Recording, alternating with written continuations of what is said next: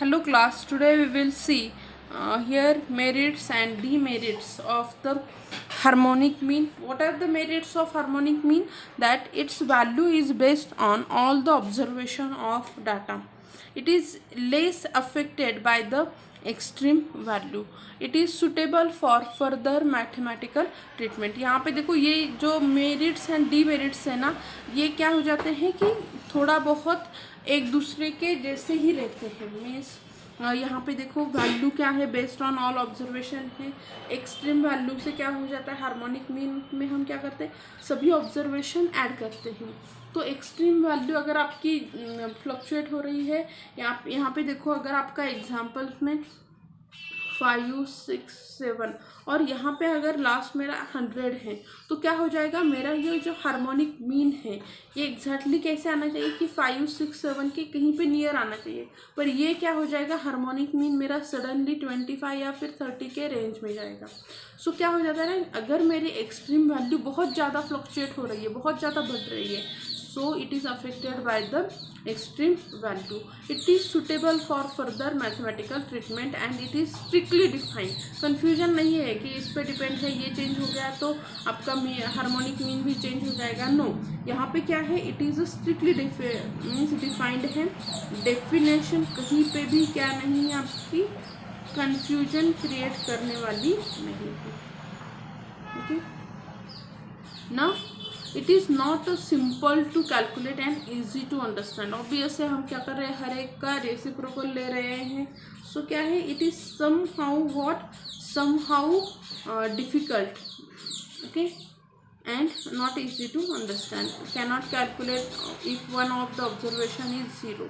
अगर एक भी ऑब्जर्वेशन 0 हो गया तो we can not calculate the harmonic mean. And harmonic mean is always, ये आपको थोड़ा याद रखना है कि हार्मोनिक मीन जो रहता है, it is always less than the geometric mean.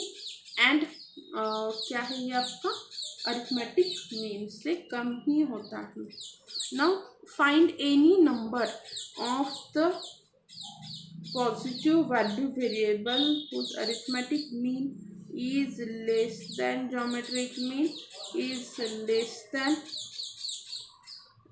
Harmonic mean. We shall prove in that case. यहाँ पे आपको खाली ये रिजल्ट याद रखना है, that how your harmonic mean is less than geometric is less than arithmetic mean. Okay, example देखो यहाँ पे दिया गया है that x1 x2 are 2 positive number.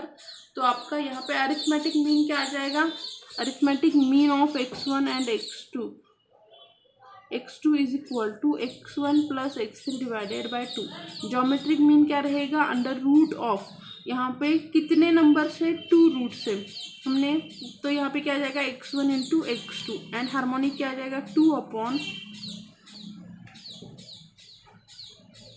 ये x3 नहीं है, ये x2 है. यहाँ पे क्या आ जाएगा आपका, ये रॉन्ग है कि arithmetic mean x capital X is equals to this. यहाँ x1 and x2 is what, x1 plus x2 divided by 2.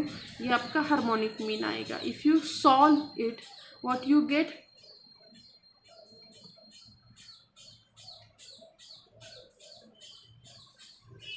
x1 plus x2 is greater than 2 into under root of x1 x2. अगर आप इसे आगे जाके solve करते हैं, you can solve this और you can prove this in that way. Okay, for any arithmetic, for any positive number, ये आपको फार्मूला बहुत इम्पॉर्टेंट है. एक तो ये यहाँ पे दिया गया है जो स्टैंडर्ड रिजल्ट है, that arithmetic mean is greater than, filling the blanks के लिए आपको ये इम्पॉर्टेंट है कि arithmetic mean is greater than geometric mean is greater than harmonic mean. And दूसरा फॉर्मूला जो है ये यहाँ पे दिया गया है कि arithmetic mean into geometric mean, harmonic mean is equals to geometric mean square. Normally यहाँ पे इसे ऐसे दिया जाता है कि geometric mean is equals to under root of AM into HM.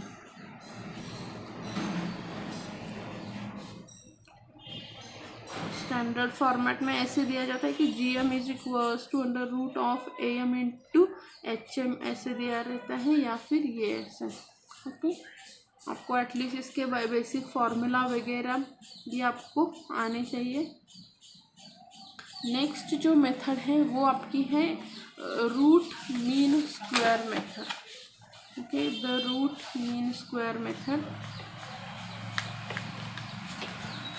The root mean square method or quadratic mean of the set of the number x1, x2 up to xn is sometimes denoted by under root of x2 square and is defined by RMS under root of x2 square bar is equals to under root of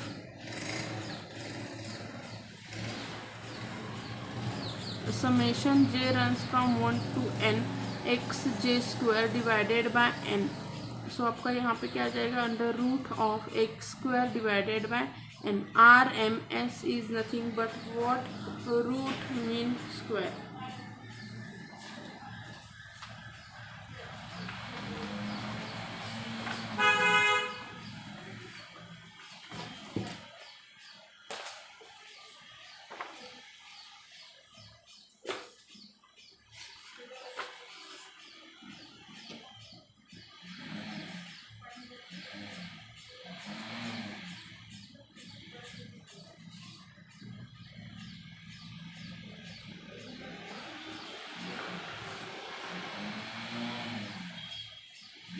RMS is equal to under root of summation of x square divided by n। n is the number of atom।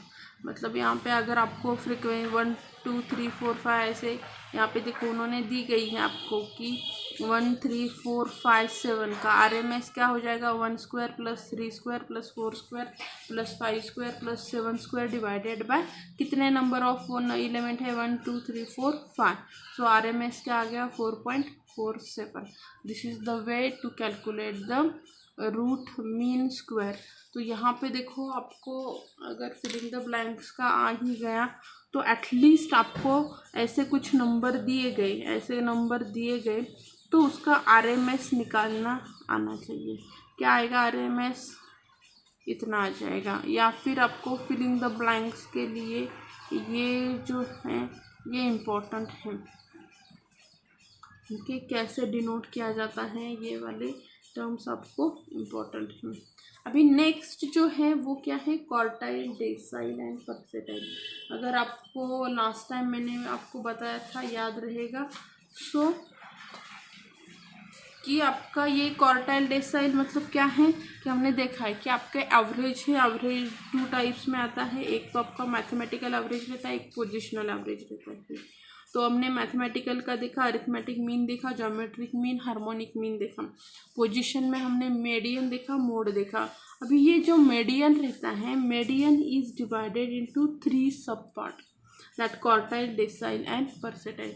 Now we will see what is the quartile, what is the decile and what is the percentiles.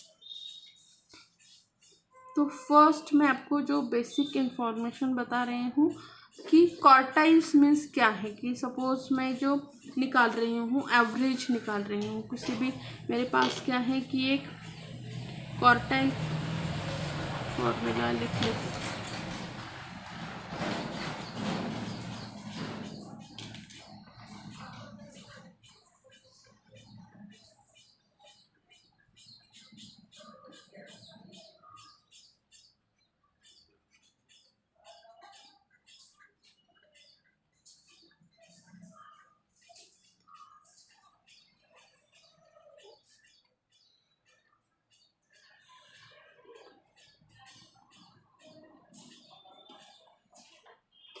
Okay, so quartiles means क्या है, if any part, quarter का meaning क्या है कि if I hear there is any part and I divided this part into 4 sub part.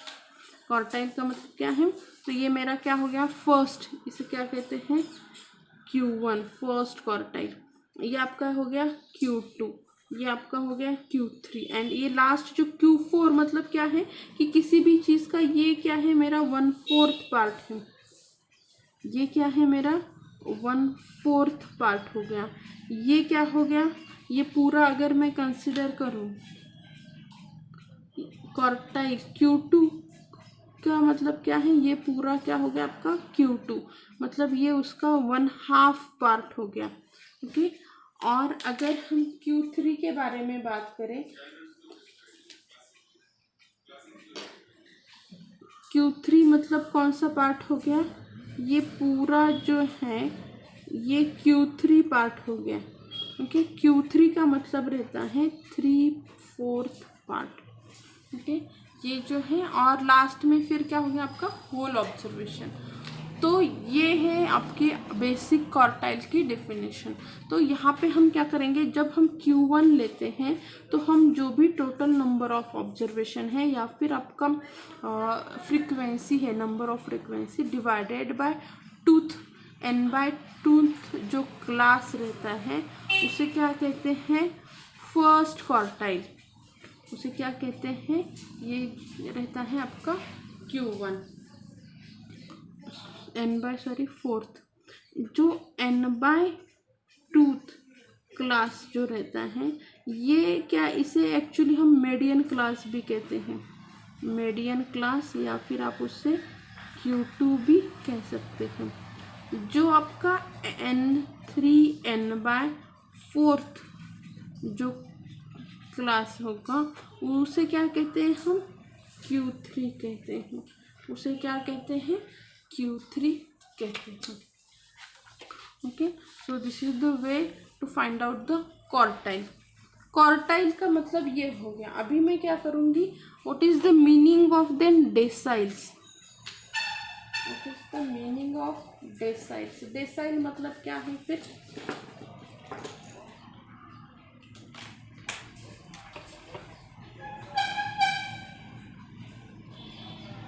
deciles means we divide this here, जो भी आपका suppose ये है टोटल ऑब्जर्वेशन है, we divide into the 10 equal part. यहाँ पे देखो दिया गया है what is mean by the quartile. Quartile means we divide those value into 4 equal part.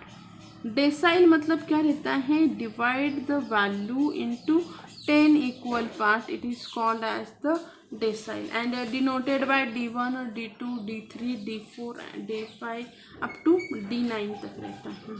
उसके बाद आता है आपका परसेटाइल। Percentiles means what we divide the data and we dividing the value into 100 equal part, it is called as the percentiles and it is denoted by P1 P2 P3 P4। मतलब आपको अगर decyl पूछा गया तो आपके decyl की कितनी value रहेगी, deciles are either D1 D2 D3 ऐसे कितने रहेंगे, D9 9 पार्ट रहेंगे। अगर मुझे किसी ने परसेटाइल पूछा, percentiles, so how many parts are there, there are what P1 P2 up to कितने पार्ट्स है P99 पार्ट्स उसके रहेंगे। Okay, this is the basic concept of quartile, decile and here percentiles. Okay, कि उसके कैसे calculate करना है, उसके फॉर्मूलाज हैं, तो वो फॉर्मूला हम क्या करेंगे नेक्स्ट लेक्चर में ले लेंगे।